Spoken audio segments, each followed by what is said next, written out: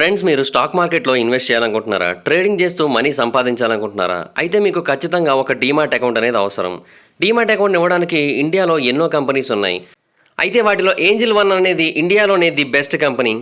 ఒకప్పుడు ఏంజిల్ బ్రోకింగ్గా ఉన్న ఈ సంస్థ ఇప్పుడు ఏంజిల్ వన్గా మారింది.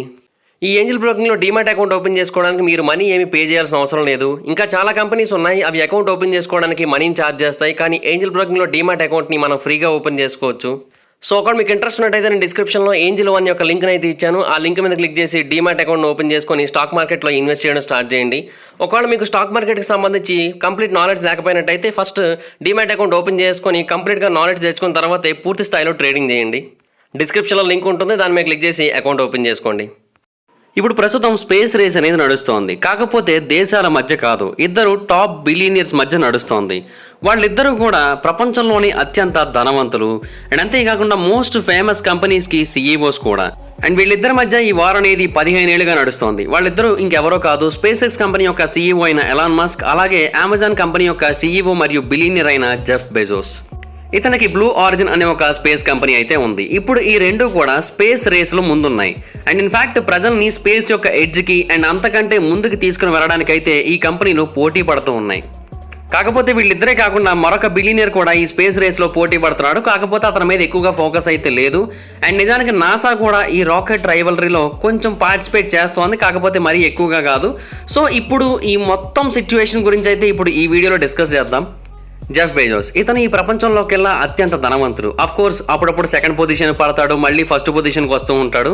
ఎలాన్ మస్క్, జెఫ్ బెజోస్ ఆ ఫస్ట్ సెకండ్ ప్లేసులతో ఆడుకుంటూ ఉంటారు. అయితే అతను అమెజాన్ కంపెనీని నడుపుతూ ఉంటాడు అండ్ అలాగే ఏరోస్పేస్ కంపెనీ అయిన బ్లూ ఆరిజిన్ కూడా రన్ చేస్తూ ఉంటాడు. ఇతని యొక్క మెయిన్ గోల్ ఏంటి అంటే చంద్రుడి మీదకి మనుషుల్ని పంపాలి. అలాగే ఎలాన్ మస్క్ ఏమో టెస్లాకి అలాగే స్పేస్ ఎక్స్కి రెండింటికి కూడా సీఈఓగా ఉన్నాడు. వీళ్ళిద్దరి మధ్య రైవలరీ అనేది ఎన్నో ఏళ్లుగా నడుస్తోంది. అండ్ ట్వీట్లతో ఇద్దరు కూడా వార్లు కూడా చేసుకున్నారు ఆల్రెడీ.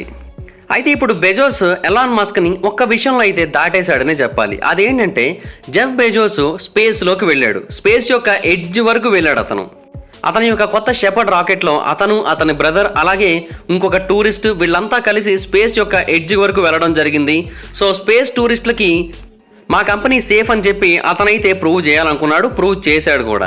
అయితే మరొక వైపు ఎలాన్ మస్క్కి అసలు ఇలాంటి ఆలోచనలు అయితే ఏవీ లేవు. కాకపోతే ఏంటంటే అతను ఇంటర్నెట్లో ఒక విషయాన్ని అయితే తెలియజేశాడు. అదేంటంటే అతనికి ఒక విషయంలో ఇంట్రెస్ట్ ఉందంట. అదేంటంటే జపనీస్ బిలియనర్ అయిన యుసాకు మెజావా అనే ఒక వ్యక్తి చంద్రుడి యొక్క రౌండ్ ట్రిప్కి న్యూ స్టార్షిప్ సూపర్ హెవీ రాకెట్లో వెళ్ళబోతున్నాడు. సో అతనితో పాటుగా జాయిన్ అవ్వడానికి ఎలాన్ మస్క్ కూడా ఇంట్రెస్ట్ చూపిస్తున్నట్టుగా అతనైతే తెలియజేయడం జరిగింది. అండ్ ఈ రాకెట్ 2023లో లాంచ్ అవ్వబోతుంది. అండ్ ఎలాన్ మస్క్ మొదటి నుంచి కూడా ఏమని చెబుతూ వచ్చాడంటే అతనికి మార్స్ మీదకి వెళ్ళిపోవాలని ఉందని అండ్ తన జీవితం మొత్తాన్ని కూడా అక్కడే గడపాలని ఉందని అయితే చెబుతూ ఉన్నాడు. కాకపోతే ప్రస్తుతానికి బెజోస్ కొంచెం బెటర్ పొజిషన్లో ఉన్నాడు. ఎందుకంటే అతను ఆల్రెడీ స్పేస్ యొక్క ఎడ్జ్కి వెళ్ళాడు అండ్ తను వెళ్ళడం మాత్రమే కాకుండా ఇంకొంతమందిని తీసుకొని వెళ్ళడం కూడా జరిగింది. యాక్చువల్గా వీళ్ళిద్దరి మధ్య రైవలరీ అనేది ఎప్పుడు స్టార్ట్ అయిందో తెలుసా? 2004లో. అప్పుడు బ్లూ ఆరిజిన్ కావచ్చు, స్పేస్ ఎక్స్ కావచ్చు, ఈ రెండు కూడా ఇంకా ఎర్లియర్ స్టేజెస్లో ఉన్నాయి. అండ్ అంతేకాకుండా ఈ రెండు వీటికి సంబంధించిన ఒక్క లాంచ్ని కూడా అప్పటి వరకు కంప్లీట్ చేయలేదు. ఆ టైంలో జెఫ్ బెజోస్ మరియు ఎలాన్ మస్క్ ఇద్దరు కూడా ఒకరినొకరు కలవడం జరిగింది అండ్ రీయూజబుల్ రాకెట్ అంబిషన్స్ గురించి డిస్కస్ చేయడం జరిగింది. అండ్ ఆ మీటింగ్లో ఎలాన్ మస్క్కి కొంచెం పరాభవం ఎదురైందనే చెప్పాలి. ఆయన జెఫ్ బెజోస్కి ఒక విషయంలో అడ్వైస్ ఇవ్వడానికి ట్రై చేశాడు, కానీ జెఫ్ బెజోస్ మాత్రం అతని యొక్క అడ్వైస్ని తీసుకోవడానికి అసలు ఏమాత్రం ఇంట్రెస్ట్ చూపించలేదు. సో అప్పటి నుంచి ఎలాన్ మస్క్కి మరియు జెఫ్ బెజోస్కి మధ్య రైవలరీ అనేది అలాగా కొనసాగుతూనే వచ్చింది. అండ్ కొన్నాళ్ళ తర్వాత దీని గురించి ఎవరు పట్టించుకోలేదు. కానీ మళ్ళీ 2013లో ఈ రెండు కంపెనీల మధ్య గొడవ అనేది మళ్ళీ మార్కెట్లోకి వచ్చింది. అప్పుడు ఏమైందంటే నాసా వాళ్ళ యొక్క లాంచ్ ప్యాడ్ని రెండు కంపెనీలు కూడా లీజుకి తీసుకోవడానికి ట్రై చేశాయి. స్పేస్ ఎక్స్ కంపెనీ నాసా వాళ్ళకి చెందిన ఎక్స్క్లూజివ్ లాంచ్ ప్యాడ్ని కేవలం తమ కోసం మాత్రమే వాడుకోవాలనుకుంది. కానీ బ్లూ ఆరిజిన్ ఒక ప్రొటెస్ట్ని అయితే ఫైల్ చేయడం జరిగింది. వాళ్ళు ఏమని తెలియజేశారంటే ఆ టైంలో ఆ లాంచ్ ప్యాడ్ని కేవలం ఏదో ఒక్క కంపెనీకి మాత్రమే ఇవ్వకుండా మొత్తం అన్ని కంపెనీలకి ఇచ్చి దాన్ని ఒక కమర్షియల్ స్పేస్ పోర్ట్ లాగా మార్చేసి ఏవైతే లాంచ్ కంపెనీస్ ఉంటాయో వాళ్ళందరూ కూడా దాన్ని వాడుకునేలా చేయాలని అయితే ఆ పిటిషన్లో తెలియజేయడం జరిగింది. But of course Elon Musk దాన్ని తీవ్రంగా ఖండించడం జరిగింది. ఇది ఒక చెత్త టాక్టిక్ అని కూడా తిట్టడం జరిగింది. అండ్ ఆ టైంలో బ్లూ ఆరిజిన్ని కామెడీ చేసి పడేశాడు కూడా. ఏమన్నాడంటే, ఇప్పటి వరకు బ్లూ ఆరిజిన్ ఒక్కటి కూడా రిలయబుల్ ఆర్బిటల్ స్పేస్ క్రాఫ్ట్ని తయారు చేయలేదు. మరి అలాంటప్పుడు ఆ కంపెనీకి ఎందుకు లాంచ్ ప్యాడ్? 10 ఏళ్లుగా వాడు పరిశోధనలు చేస్తున్నారు, ఇంకెప్పుడు చేస్తారు వాళ్ళని చెప్పి బ్లూ ఆరిజిన్ యొక్క పరువు మొత్తాన్ని తీసిపడేశాడనే చెప్పాలి. అయితే ఫైనల్గా ఏమైందంటే, నాసా వాళ్ళు ఆ స్పేస్ స్టేషన్ని స్పేస్ ఎక్స్ వాళ్ళకి ఇవ్వడం జరిగింది. ఎందుకంటే ఫైనల్గా వాళ్ళే క్వాలిఫై అయ్యారు కాబట్టి. అండ్ అప్పుడు ఎలాన్ మస్క్ ఏమని చెప్పాడంటే, ఒకవేళ బ్లూ ఆరిజిన్ కనుక నాసా వాళ్ళ యొక్క హ్యూమన్ రేటింగ్ స్టాండర్డ్స్ని మ్యాచ్ అయ్యే స్పేస్ వెహికల్ని కనుక క్రియేట్ చేసి మా ముందుకు తీసుకురాగలిగినట్టయితే ఆ స్పేస్ స్టేషన్ని వాడుకోవడానికి మేము పర్మిషన్ ఇస్తామని కూడా చెప్పడం జరిగింది. సో అలాగా స్పేస్ ఎక్స్ వాళ్ళు ఆ స్పేస్ స్టేషన్ అయితే చేజిక్కించుకోవడం జరిగింది. కానీ అది మాత్రమే కాదు, బ్లూ ఆరిజిన్కి మరొక పరాభవం కూడా ఎదురైంది. అదేంటంటే, రీసెంట్గా నాసా వాళ్ళకి చెందిన ఒక కాంట్రాక్ట్ని వాళ్ళు కోల్పోవడం జరిగింది. అంటే నాసా వాళ్ళు లూనార్ ల్యాండర్ని తయారు చేసే ప్రాజెక్ట్ని వాళ్ళ దగ్గర నుంచి క్యాన్సిల్ చేసేసి స్పేస్ ఎక్స్ వాళ్ళకి ఇవ్వడం జరిగింది. ఈ లూనార్ ల్యాండర్ ఏంటంటే, చంద్రుడి యొక్క సర్ఫేస్ మీదకి ఆస్ట్రోనాట్స్ని పంపడానికి సహాయపడుతుంది. 2024లో దీనికి సంబంధించిన ఒక స్పేస్ క్రాఫ్ట్ నాసా తరపున స్పేస్లోకి వెళ్ళబోతోంది. సో దానికి స్పేస్ ఎక్స్ ఎంచుకోవడం జరిగింది. సో జెఫ్ బెజోస్ ఈ విషయం మీద కూడా నాసా వాళ్ళ మీద అయితే ప్రొడక్ట్ చేయడం జరిగింది. లాస్ట్ మినిట్ వరకు ట్రై చేశారు ఆ ప్రాజెక్ట్ని మళ్ళీ బ్లూ ఆరిజిన్కి ఇప్పించడానికి, బట్ అదైతే కుదరలేదు. సో ఫైనల్గా బ్లూ ఆరిజిన్కి పెద్ద దెబ్బ అయితే తగిలింది. అండ్ దీనికోసం వాళ్ళు 50 పేజీల ప్రొడక్ట్ని అయితే సబ్మిట్ చేయడం జరిగింది నాసా వాళ్ళకి అగైనిస్ట్గా. అండ్ ఎలాన్ మస్క్ ఏమో సింపుల్గా can't get it up to orbit level అని చెప్పి ఒక ట్వీట్ పెట్టేసి ట్విట్టర్లో జెఫ్ బెజోస్ వాళ్ళని ఉడికించడం జరిగింది. చాలా సింపుల్గా చేస్తారు కదా. అయితే వీళ్ళిద్దరూ మాత్రమే కాకుండా మరొక బిలియనర్ కూడా ఈ స్పేస్ రేసులో పోటీ పడుతున్నాడు. అండ్ అతనికి కూడా ఒక కంపెనీ ఉంది, దాని పేరు వర్జిన్ గెలాక్టిక్. దాని యొక్క ఫౌండర్ పేరు రిచర్డ్ బ్రాన్సన్. ఇతను బిట్ కాయిన్ ఓనర్. అండ్ ఇతను కూడా గడిచిన 20 ఏళ్లుగా విఎస్ఎస్ యూనిటీ రాకెట్ ప్లేన్ మీద వర్క్ చేస్తున్నాడు, అతను అలాగే అతని యొక్క కంపెనీ కూడా. అండ్ ఈ కంపెనీ ఎర్త్ యొక్క అట్మాస్ఫియర్ని దాటి ప్రయాణం అయితే చేయగలుగుతుంది. ఆయన ఏమంటున్నాడంటే, ఎలాన్ మస్క్ మార్స్కి ఫిక్స్ అయిపోతూ ఉన్నాడు అండ్ అతని యొక్క లైఫ్ మిషన్ అని కూడా చెబుతూ ఉన్నాడు. కానీ అతను అలాగే జెఫ్ బెజోస్ ఇద్దరు కూడా స్పేస్ని భూమి కోసం ఉపయోగించాలనుకుంటున్నాము అండ్ స్పేస్ని భూమికి ఒక బెటర్ రీసోర్స్ లాగా మార్చాలనుకుంటున్నామని అయితే చెప్పాడు ఆయన. అండ్ ఇన్ఫ్యాక్ట్ అతని యొక్క ప్లేన్ అనేది కొంచెం డిఫరెంట్గా ఉంటుంది. అంటే 2 మదర్ షిప్, అది ఒక రాకెట్ ప్లేన్, ఆ రాకెట్ ప్లేన్ని మరొక మదర్ షిప్ జెట్ అనేది స్పేస్లో చాలా ఎత్తు వరకు తీసుకెళ్తుంది. వన్స్ కరెక్ట్ యాటిట్యూడ్ అనేది రీచ్ అయిన తర్వాత స్పేస్ షిప్ 2 అనేది దాన్ని రిలీజ్ చేస్తుంది అండ్ రాకెట్ ఏమో ఆ క్రాఫ్ట్ని పైకి పుష్ చేస్తుంది. సో సౌండ్ యొక్క స్పీడ్ కంటే 3 రెట్లు వేగంగా ఇది ప్రయాణించగలుగుతూ ఉంటుంది. అండ్ ఒక షార్ప్ క్లైంబ్ ద్వారా ఇది స్పేస్ యొక్క ఎడ్జ్ వరకు రీచ్ అవ్వగలుగుతూ ఉంటుంది. అండ్ దీనికి ఉన్న మరొక ప్రత్యేకత ఏంటంటే, దీని యొక్క వింగ్స్ రొటేట్ అవుతూ ఉండడం వల్ల ఇది బ్యాక్ ఫ్లిప్ కూడా చేయగలుగుతూ ఉంటుంది స్పేస్లో. సో స్పేస్లో స్టంట్ మ్యాన్ అనమాట ఇది. ఈ విఎస్ఎస్ యూనిటీ అనేది మళ్ళీ తిరిగి భూమి మీదకి రిటర్న్ అయింది అండ్ ఆ తర్వాత నార్మల్ స్పేస్ షటిల్ లాగే నేల మీద ల్యాండ్ అయిపోయింది రన్వే మీద. అయితే విఎస్ఎస్ యూనిటీ కూడా ఒక ప్రాబ్లం అయితే ఉంది. అదేంటంటే, ఇంతకుముందు ఫ్లైట్ అటెంప్ట్ని మొదట ఆపేయడం జరిగింది బికాజ్ ఎలక్ట్రానిక్ ఇంటర్ఫీరెన్స్ ఇష్యూ అనేది రావడం వల్ల. అండ్ స్పేస్ క్రాఫ్ట్ యొక్క రాకెట్ అనేది మొదట్లో ఆగిపోయింది కూడా. కాకపోతే ఏంటంటే, వర్జిన్ గెలాక్టిక్ తర్వాత ఈ ప్రాబ్లమ్ని ఫిక్స్ చేశామని చెప్పింది. ఆ తర్వాతే వాళ్ళు కూడా స్పేస్లోకి అయితే వెళ్ళడం జరిగింది అండ్ వాళ్ళు స్పేస్ షిప్ 3ని అయితే లాంచ్ చేయడం జరిగింది. అదైతే మాత్రం చాలా అద్భుతంగా కనిపిస్తూ ఉంటుంది. అయితే మనం ఒక విషయాన్ని అర్థం చేసుకోవాలి, వీళ్ళు ఎంత చేసినప్పటికీ కూడా స్పేస్ ఎక్స్ అనేది వీళ్ళందరినీ కూడా స్పేస్ రేస్లో బీట్ చేసేస్తుందని చెప్పాలి. ఎందుకంటే స్పేస్ ఎక్స్ తమకంటూ సొంతంగా ఫాల్కన్ 9ని అలాగే ఫాల్కన్ హెవీ లాంచ్ వెహికల్స్ని కూడా డిజైన్ చేసుకుని బిల్డ్ చేసుకోవడం జరిగింది. అండ్ ఇవే కాదు, స్పేస్ ఎక్స్ తమకంటూ సొంతంగా ఓన్ రాకెట్ ఇంజిన్స్ని కూడా తయారు చేసుకుంది. ద మెర్లిన్ 1 కావచ్చు అలాగే కెస్టల్ కావచ్చు, ఈ రెండింటిని కూడా వాళ్ళు బిల్డ్ చేసుకోవడం జరిగింది. అండ్ ప్రస్తుతానికి వాళ్ళు ఇంకొక ప్లాన్లో కూడా ఉన్నారు. అదేంటంటే, వీటన్నిటికంటే హై లెవెల్ ఇంజిన్ అయిన మెర్లిన్ 2ని తయారు చేసే పనిలో ఉన్నారు వాళ్ళైతే. అండ్ స్పేస్ ఎక్స్ యొక్క గోల్ ఏంటి అంటే, రాకెట్ యొక్క ఫస్ట్ స్టేజ్ని మళ్ళీ రీయూజ్ చేసుకోవడం. డిసెంబర్ 2015న స్పేస్ ఎక్స్ తమ యొక్క ఫాల్కన్ 9 రాకెట్ని మొట్టమొదటిసారిగా రివర్స్ ల్యాండింగ్ చేసింది. అంటే పైకి వెళ్ళిన తర్వాత మళ్ళీ తిరిగి దాని యొక్క లాంచ్ పొజిషన్ దగ్గరే ల్యాండ్ అయ్యేటట్టుగా దాన్ని ప్లాన్ చేయడం జరిగింది అండ్ అది సక్సెస్ఫుల్ అయింది కూడా. ఆ తర్వాత 2016 ఏప్రిల్లో ఫస్ట్ రాకెట్ ల్యాండింగ్ని సీ మీద చేయడం జరిగింది, ఒక డ్రోన్ షిప్ మీద చేయడం జరిగింది ఇది. ఆ తర్వాత 2019 నాటికి వచ్చేసరికి స్పేస్ ఎక్స్ మరొక విజయాన్ని సాధించడం జరిగింది. అదేంటంటే, ట్రిపుల్ బూస్టర్ ల్యాండింగ్ని అలాగే ఆ బూస్టర్స్లోని 2ని రివర్స్ ల్యాండింగ్ చేయడం జరిగింది. అండ్ అవన్నీ కూడా చాలా పర్ఫెక్ట్గా ల్యాండ్ అయ్యాయి మెయిన్ కోర్ ల్యాండ్ మీద. అండ్ డ్రోన్ షిప్ ఏమో సముద్రం మీద ల్యాండ్ అయింది. సో మొత్తం 3 కూడా పర్ఫెక్ట్గా ల్యాండ్ అయిపోయాయి. అయితే స్పేస్ ఎక్స్ అనేది ఎడ్జ్ ఆఫ్ ది స్పేస్కి పీపుల్ని తీసుకువెళ్ళే ఆలోచనలు అయితే లేదు. కాకపోతే బ్లూ ఆరిజిన్, వర్జిన్ గెలాక్టిక్ ఆ ఆలోచనల్లో ఉన్నాయి. కానీ స్పేస్ ఎక్స్ యొక్క గోల్స్ అనేవి దాని యొక్క కాంపిటేటర్స్తో పోల్చినట్టయితే కొంచెం డిఫరెంట్గా ఉన్నాయి. దీని యొక్క మెయిన్ ఫోకస్ ఏంటంటే మనుషుల్ని నేరుగా చంద్రుడి మీదకి అలాగే మార్స్ మీదకి తీసుకొని వెళ్ళడం. అక్కడే స్పేస్ ఎక్స్ యొక్క స్టార్ షిప్ అనేది మనకు కనిపిస్తూ ఉంటుంది. ఇది fully reusable 2 stage 2 orbit super heavy lift launch vehicle. దీంట్లో ఒకటేసారి 100 మందిని మనం స్పేస్లోకి పంపించవచ్చు. ఈ స్టార్ షిప్ అనేది 2019 నుంచి కూడా చాలా వేగంగా డెవలప్ అవుతూ వచ్చింది. అప్పట్లో స్టార్ హాపర్ అనేది ఉండేది. ఈ స్టార్ హాపర్ని సక్సెస్ఫుల్గా లాంచ్ చేశారు అండ్ మళ్ళీ ల్యాండ్ చేయడం కూడా జరిగింది. ఆ తర్వాత స్పేస్ ఎక్స్ వాళ్ళు స్టార్ షిప్ SN5 అయితే బిల్డ్ చేయడం జరిగింది. ఇది చూడడానికి పెద్ద సైజు వాటర్ ట్యాంకర్ లాగా కనిపిస్తూ ఉంటుంది. బట్ ఆఫ్ కోర్స్ అది కూడా సక్సెస్ఫుల్గా టేక్ ఆఫ్ అయింది అండ్ అది కూడా మళ్ళీ సక్సెస్ఫుల్గా ల్యాండ్ అవ్వడం జరిగింది.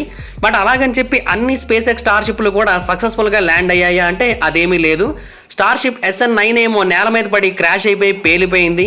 అలాగే SN10 కూడా ల్యాండ్ అయింది, కానీ ల్యాండ్ అయిన కొద్దిసేపటికే పేలిపోవడం జరిగింది. అలాగే SN11 కూడా స్పేస్లోకి 10 కిలోమీటర్ల ఎత్తు వరకు చేరుకున్న తర్వాత పేలిపోవడం జరిగింది.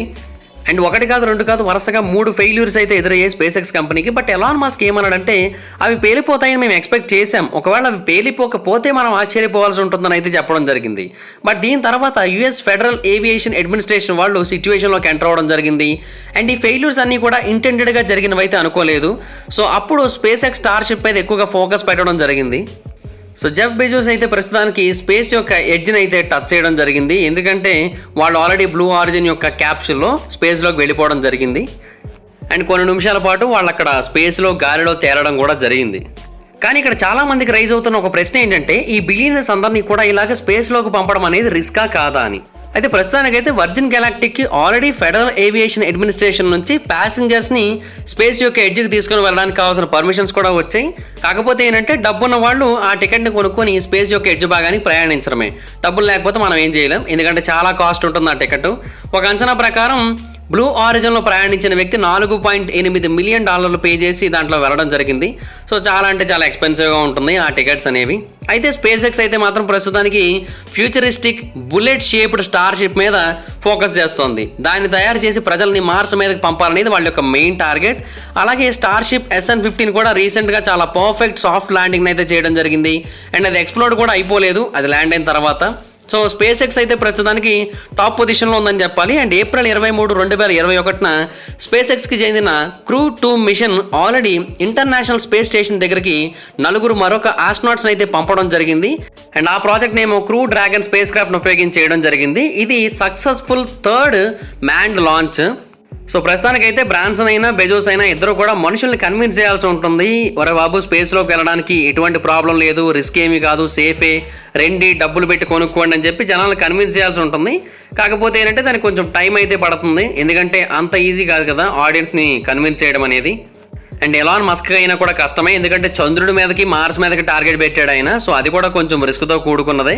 కాకపోతే ఏంటంటే ప్రస్తుతానికి వీళ్ళైతే స్పేస్లోకి మొదట వెళ్ళి రిస్క్ ఏమీ లేదని చెప్పి చెప్పాలనుకుంటున్నారు, జెఫ్ బెజోస్ అయినా సరే ఆ తర్వాత బ్రాన్సన్ అయినా సరే. కానీ ఎప్పుడైనా సరే అవి ఫెయిల్ అయిపోవచ్చు, ఎందుకంటే స్పేస్ క్రాఫ్ట్ని ఎన్నేళ్ల పాటు టెస్టింగ్స్ చేసినప్పటికీ కూడా అవి ఎన్నోసార్లు క్రాష్ అయిపోయి ఎన్నోసార్లు ఫెయిల్ అయిపోయిన సందర్భాలు ఉన్నాయి.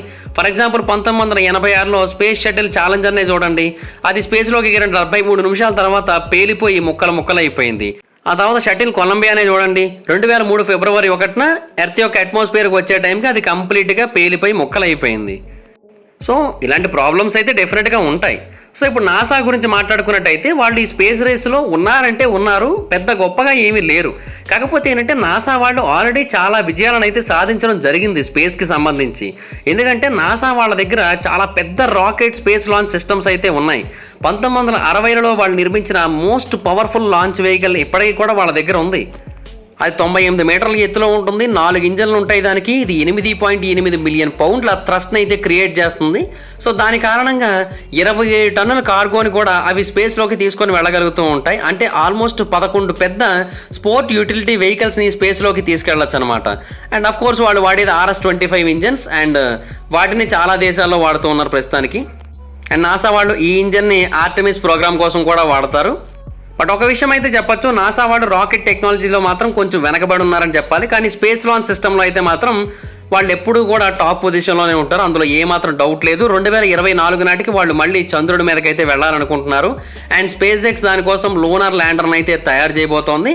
అండ్ జెఫ్ బెజోస్ హ్యాపీగా అయితే లేడు.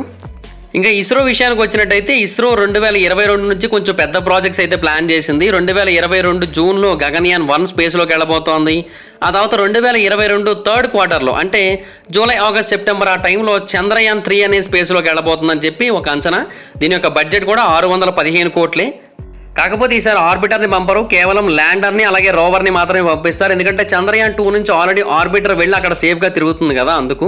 తర్వాత 2022-23 మధ్యలో గగన్యాన్ 2, ఆ తర్వాత 2023లో గగన్యాన్ 3 రాబోతోంది. ఇది ఫస్ట్ క్రూడ్ గగన్యాన్ మిషన్ ఇది. అండ్ ఆ తర్వాత 2024 డిసెంబర్కి ఏమో శుక్రయాన్ 1 కూడా వెళ్ళబోతోంది. అండ్ ఇది వెనూషియన్ ఆర్బిటర్ మిషన్ ఇది, అంటే వీనస్ మీదకైతే దీన్ని పంపాలనుకుంటున్నారు. ఆ తర్వాత 2024కి ఏమో లూనార్ పోలార్ ఎక్స్ప్లోరేషన్ మిషన్, దీన్ని ఫోకస్ చేశారు. మళ్ళీ 2024ని మంగళయాన్ 2ని కూడా టార్గెట్గా పెట్టుకున్నారు. అంటే ఆల్రెడీ మార్స్ ఆర్బిటర్ మిషన్ అయితే వెళ్ళింది కదా, సో ఇప్పుడు మార్స్ ఆర్బిటర్ మిషన్ 2ని అయితే పంపాలనుకుంటున్నారు, మంగళయాన్ 2. సో దీన్ని మళ్ళీ మార్స్ మీద పంపాలనుకుంటున్నారు. ఈ ప్రాజెక్ట్స్ అయితే ఇస్రో వాళ్ళు టార్గెట్ చేయడం జరిగింది. బట్ అవి ఇంకొంచెం డిలే అయ్యేటట్టుగా కనిపిస్తున్నాయి ప్రస్తుతం ఉన్న పరిస్థితులు బట్టి అయితే. బట్ ఇస్రో కూడా ప్రయత్నిస్తోంది వేరే గ్రహాల మీదకి. కాకపోతే స్పేస్ ఎక్స్ లాగా, ఈ జెఫ్ బెజోస్ యొక్క బ్లూ ఆరిజిన్ లాగా, లేదంటే వర్జిన్ గెలాక్టిక్ లాగా మనుషుల్ని స్పేస్లోకి పంపాలంటే కామన్ టూరిస్ట్ అని, కామన్ పీపుల్ని స్పేస్లోకి పంపాలని అయితే అనుకోవట్లేదు నాసా కానీ ఇస్రో కానీ. కేవలం ఈ బిలియనియర్స్ మాత్రమే వీటి కోసం కొట్టుకుంటున్నారు. సో అందుకని ఒకరంటే ఒకరికి అసలు ఏమాత్రం పడట్లేదు. సో అది గైస్, ఈ వీడియోలో స్పేస్కి సంబంధించిన డీటెయిల్డ్ ఇన్ఫర్మేషన్ ఇచ్చాననుకుంటున్నాను ఈ కంపెనీస్ కోసం అండ్ ఫ్యూచర్ మిషన్స్ కోసం. ఈ వీడియో మీకు నచ్చినట్లయితే లైక్ చేయండి, ఈ వీడియోని షేర్ చేయండి, మా ఛానల్ని సబ్స్క్రైబ్ చేసుకోండి, పక్కన ఉన్న బెల్ ఐకాన్ క్లిక్ చేయండి. ఈ వీడియో షేర్ చేయడం మాత్రం మర్చిపోతే, ఇంకా షేర్ చేస్తేనే వీడియో గురించి మా ఛానల్ తెలుస్తుంది. ఒకవేళ మీరు డైరెక్ట్గా ఫాలో అవ్వాలనుకుంటే నా ఇన్స్టాగ్రామ్ ఐడి యొక్క లింక్ కింద డిస్క్రిప్షన్లో ఉంటుంది, దాని మీద క్లిక్ చేసి మీరు నన్ను ఫాలో అవ్వచ్చు. Thank you guys, bye bye. Friends, మీరు స్టాక్ మార్కెట్లో ఇన్వెస్ట్ చేయాలనుకుంటున్నారా? ట్రేడింగ్ చేస్తూ మనీ సంపాదించాలనుకుంటున్నారా? అయితే మీకు ఖచ్చితంగా ఒక డీమాట్ అకౌంట్ అనేది అవసరం. డీమాట్ అకౌంట్ ఇవ్వడానికి ఇండియాలో ఎన్నో కంపెనీస్ ఉన్నాయి. అయితే వాటిలో ఏంజిల్ 1 అనేది ఇండియాలోనే ది బెస్ట్ కంపెనీ. ఒకప్పుడు ఏంజిల్ బ్రోకింగ్గా ఉన్న ఈ సంస్థ ఇప్పుడు ఏంజిల్ 1గా మారింది. ఈ ఏంజిల్ బ్రోకింగ్లో డీమాట్ అకౌంట్ ఓపెన్ చేసుకోవడానికి మీరు మనీ ఏమి పే చేయాల్సిన అవసరం లేదు. ఇంకా చాలా కంపెనీస్ ఉన్నాయి, అవి అకౌంట్ ఓపెన్ చేసుకోవడానికి మనీని ఛార్జ్ చేస్తాయి. కానీ ఏంజిల్ బ్రోకింగ్లో డీమాట్ అకౌంట్ని మనం ఫ్రీగా ఓపెన్ చేసుకోవచ్చు. సో ఒకవేళ మీకు ఇంట్రెస్ట్ ఉన్నట్టయితే నేను డిస్క్రిప్షన్లో ఏంజిల్ 1 యొక్క లింక్ అయితే ఇచ్చాను. ఆ లింక్ మీద క్లిక్ చేసి డీమాట్ అకౌంట్ ఓపెన్ చేసుకొని స్టాక్ మార్కెట్లో ఇన్వెస్ట్ చేయడం స్టార్ట్ చేయండి. ఒకవేళ మీకు స్టాక్ మార్కెట్కి సంబంధించి కంప్లీట్ నాలెడ్జ్ లేకపోయినట్టయితే ఫస్ట్ డీమాట్ అకౌంట్ ఓపెన్ చేసుకొని కంప్లీట్గా నాలెడ్జ్ తెచ్చుకున్న తర్వాత పూర్తి స్థాయిలో ట్రేడింగ్ చేయండి. డిస్క్రిప్షన్లో లింక్ ఉంటుంది, దాని మీద క్లిక్ చేసి అకౌంట్ ఓపెన్ చేసుకోండి.